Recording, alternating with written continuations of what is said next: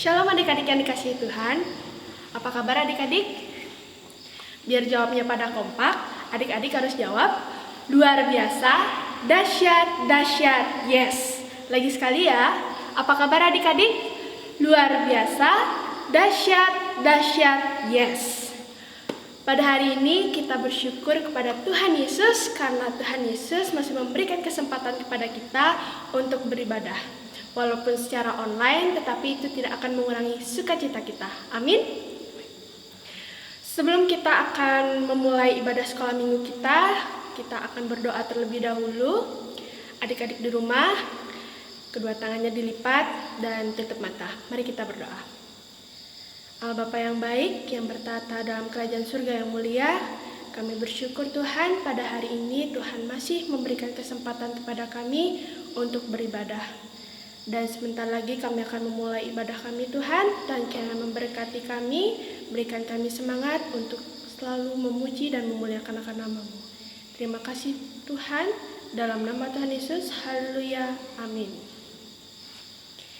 Sebelum kita memulai memuji Tuhan, kakak undang adik-adik di rumah bangkit berdiri. Dengan penuh semangat kita akan menaikkan satu pujian Bapak Abraham dengan gerakannya.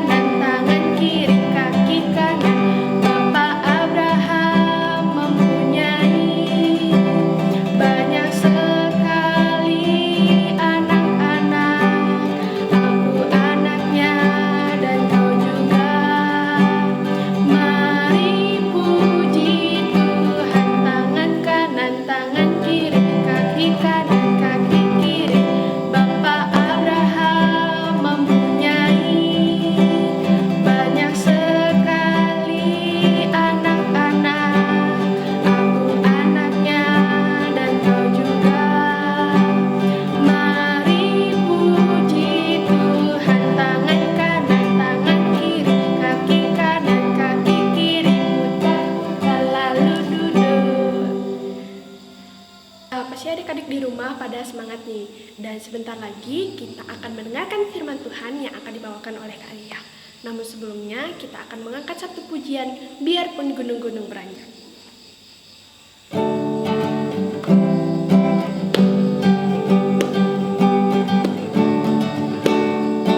Biarpun gunung-gunung beranjak dan bukit-bukit pun bergoyang,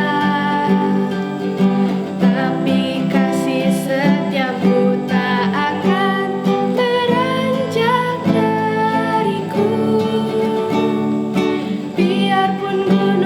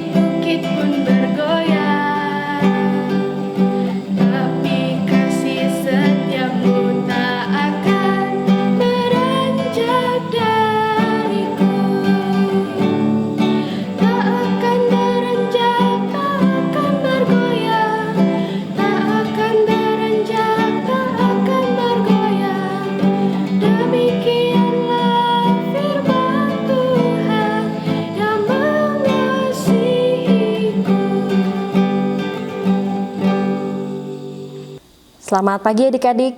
Sebelum mendengarkan firman Tuhan, kita berdoa dulu ya. Ikutin Karya ya. Tuhan Yesus, sebentar lagi kami akan mendengarkan firman Tuhan. Tuhan tolong kami agar kami dapat duduk diam dan mendengarkan dengan baik. Terima kasih Tuhan. Di dalam nama Tuhan Yesus kami berdoa. Amin. Ya, adik-adik, minggu lalu adik-adik sekolah minggu bersama dengan papa mama ya di rumah. Karya harap adik-adik sekolah minggu. Nah, minggu lalu cerita kita tentang apa? Nah, adik-adik minggu lalu diajak untuk menjadi pribadi-pribadi yang pemberani, tidak takut terhadap tantangan atau masalah yang ada di sekitar adik-adik. Kenapa? Karena adik-adik punya Tuhan yang akan selalu menyertai dan memelihara adik-adik. Nah, adik-adik, hari ini kita akan belajar kisah yang lain. Tema pada hari ini adalah jujur itu hebat. Adik-adik tahu semua arti kata jujur? Jujur itu berarti adik-adik mengatakan kebenaran. Lawan dari kata jujur itu adalah berbohong. Ya, jadi kalau adik-adik bicara jujur, pasti adik-adik tidak akan berbohong. Ya. Terus kenapa sih Karya kasih temanya jujur itu hebat? Ada kehebatan apa sih dalam sebuah kejujuran? Nah, biasanya adik-adik mengkategorikan hebat itu sesuatu yang spektakuler pasti ya. Misalnya adik-adik bisa main musik sedangkan teman-teman yang lain tidak bisa, itu baru hebat. Adik-adik bisa bernyanyi dengan sangat bagus sedangkan teman-teman lain tidak bisa, itu baru hebat. Kalau mengatakan yang benar itu bukan hebat. Malah kalau kita bicara jujur kadang kita jadi bahan olok-olok. Malah kita dibenci sama teman. Misalnya memberitahu guru kalau teman kita menyontek. Nah, kita akan dibenci sama teman kita. Padahal itu sebuah kejujuran. Nah, dalam kisah kali ini nanti kita akan sama-sama belajar kenapa sih dikatakan jujur itu hebat. Ya, hari ini kita akan belajar dari tokoh yang lain. Kalau minggu lalu kita belajar dari Sadrah, Mesah, dan Abednego, hari ini kita belajar dari tokoh yang bernama Gehazi. Nah, pasti adik-adik belum semua familiar dengan nama Gehazi. Siapa Gehazi? Nanti kita akan lihat. Ya. Nah, bahan Alkitab untuk minggu ini terambil dari 2 Raja-Raja pasal 5. Karya nggak akan bacain ayatnya karena ini satu perikop yang sangat panjang. Nanti adik-adik bisa baca sendiri di rumah ya. Nah, Karya akan ceritain sedikit kisahnya ya. Kenapa bisa ada seorang tokoh bernama Gehazi dan pelajaran jujur apa yang kita bisa pelajari. Jadi kisah ini bermula dari seorang tokoh bernama Naaman. Naaman ini seorang panglima raja yang besar, yang hebat. Dia sangat berjasa pada raja karena dia membawa kemenangan yang begitu banyak kepada raja. Nah, tetapi Naaman yang begitu hebat ini terkena penyakit kusta. Kalau adik-adik tahu, penyakit kusta itu penyakit yang tidak bisa sembuh. Kalau orang sudah kena penyakit kusta, maka dia akan menderita penyakit itu sampai mati.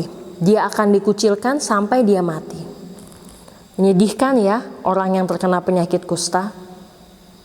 Nah, Naaman ketika dia menderita penyakit kusta, dia datang kepada seorang nabi yang bernama Elisa. Nah, Nabi Elisa menyarankan kepada Naaman untuk mandi ke sungai Yordan sebanyak 7 kali. Dan ketika Naaman melakukan hal itu, dia sembuh dari penyakit kustanya. Nah, kalau adik-adik mendapat pertolongan, bantuan dari orang lain, adik-adik biasa bilang apa? Terima kasih ya. Begitupun dengan Naaman. Dia bersyukur, dia berterima kasih kepada Elisa sehingga dia mau memberikan sesuatu sebagai ungkapan terima kasih.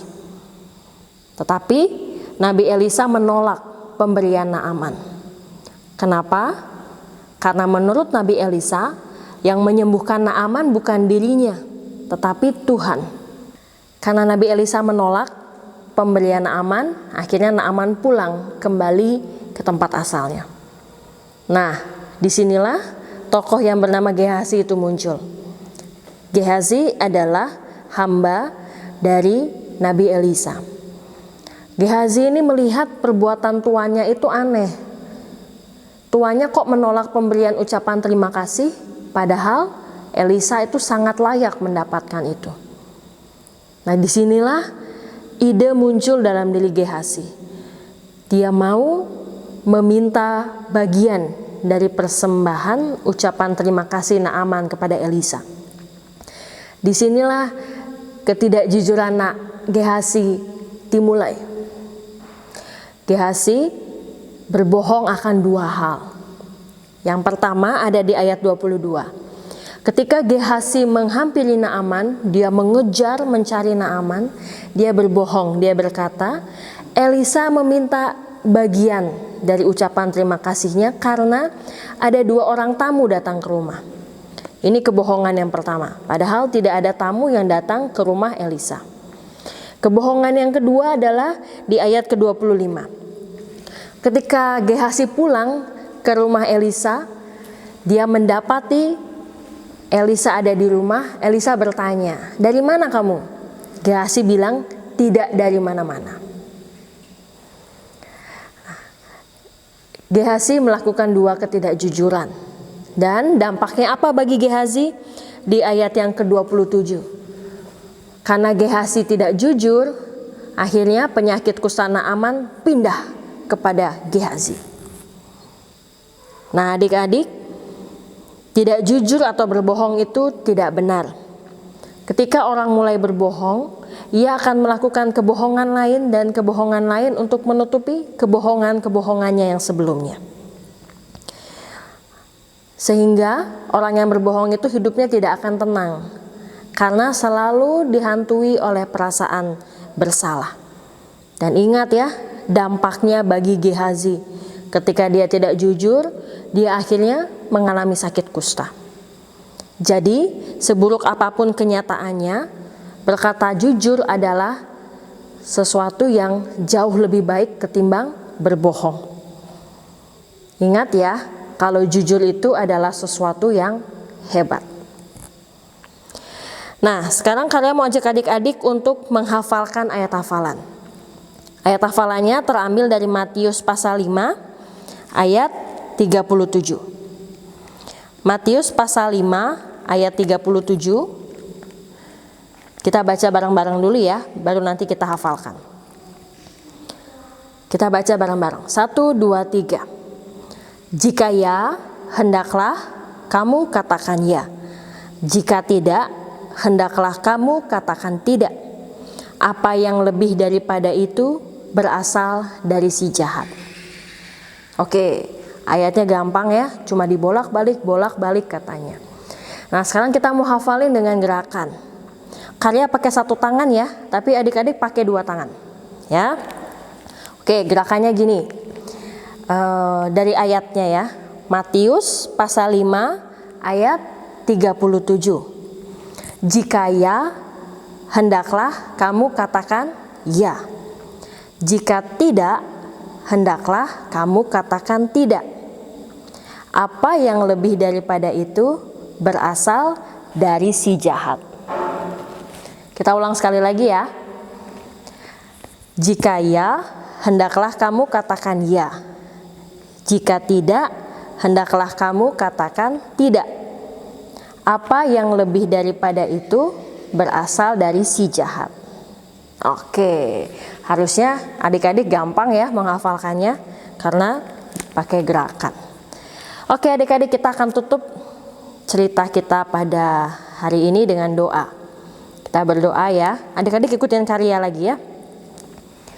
Tuhan Yesus, terima kasih kami boleh belajar menjadi anak-anak yang jujur.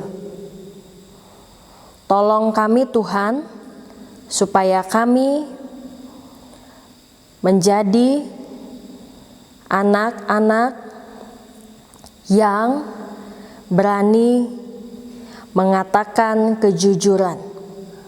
Terima kasih Tuhan. Amin. Jadi adik-adik, inti dari firman Tuhan yang disampaikan oleh Kak Ria adalah kita sebagai anak Tuhan tidak boleh bohong. Karena bohong itu dosa. Apa adik-adik? Dosa. Tapi jika kita bersikap jujur itu hebat. Saya senang jadi anak Tuhan. Saya senang jadi anak Tuhan. Saya senang jadi anak Tuhan. Anak Tuhan tak boleh bohong. Bohong, bohong, bohong, bohong itu dosa. Bohong, bohong, bohong, bohong itu dosa. Bohong, bohong, bohong, bohong itu dosa. Anak Tuhan tak boleh bohong. Saya senang jadi anak Tuhan. Saya senang jadi anak Tuhan. Saya senang jadi anak Tuhan. Anak Tuhan haruslah jujur. Jujur, jujur, jujur, jujur itu hebat. Jujur, jujur, jujur, jujur itu hebat. Jujur, jujur, jujur, jujur itu hebat. Anak Tuhan haruslah jujur. Jadi ibadah sekolah minggu kita sudah berakhir ya adik-adik. Adik-adik di rumah tetap jaga kesehatan ya. Selamat hari Minggu, Tuhan Yesus memberkati. Dah.